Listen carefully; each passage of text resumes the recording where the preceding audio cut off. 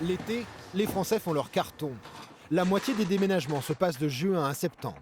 Plus d'1,5 million de ménages font appel à des gros bras. Pour les trouver, des petites annonces fourmillent sur Internet. Des tarifs alléchants et, à part quelques fautes d'orthographe, toutes les allures de la légalité. Entreprises immatriculées, déclarations à l'URSSAF. Mais faut-il leur faire confiance? Nous nous faisons passer pour des clients potentiels.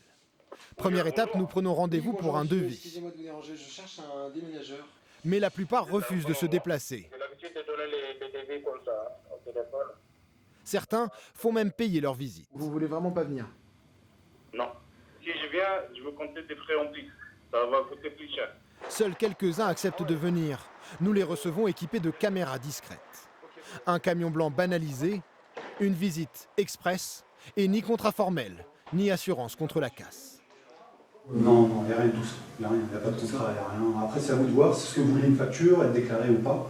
Moi, je vous propose de faire ça à main, voilà, au black, tout simplement. Après, je fais votre déménagement. Et s'il y a une casse ou quoi que ce soit, je m'engage à rembourser le matériel sans aucun problème. Un deuxième camion blanc, la même visite rapide. Même si c'est totalement illégal, ces déménageurs assument. Je fais ça tout le temps. D'accord, ok. Vous faites ça.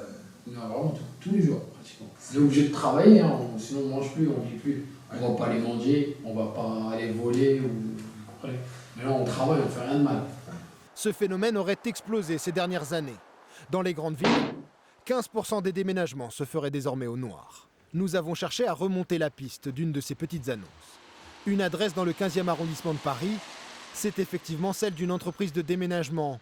Mais le patron l'affirme, ce n'est pas lui qui a publié l'annonce. Voilà des gens qui usent de notre nom pour faire apparaître des annonces tout à fait fictives.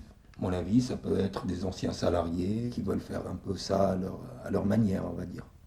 Au noir. Copier le patron, mais en étant ne pas avoir les mêmes charges. D'anciens déménageurs qui choisiraient de travailler au noir.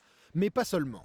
Certaines entreprises de déménagement réalisent une partie de leur activité au noir. Même le syndicat patronal du secteur le reconnaît. Je veux pas le croire, mais peut-être ça peut arriver, il y a peut-être une petite partie qui essaye de survivre comme cela. Les entreprises elles s'écroulent sous les charges. Mais c'est encore pour les déménageurs eux-mêmes que le travail au noir est dangereux. Un déménagement en région parisienne. 36 ans que Patrice Aubry fait ce métier dans une entreprise connue.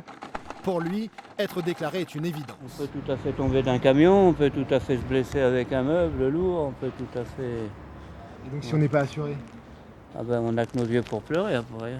Chaque année, on compte plus de 1500 accidents du travail chez les déménageurs.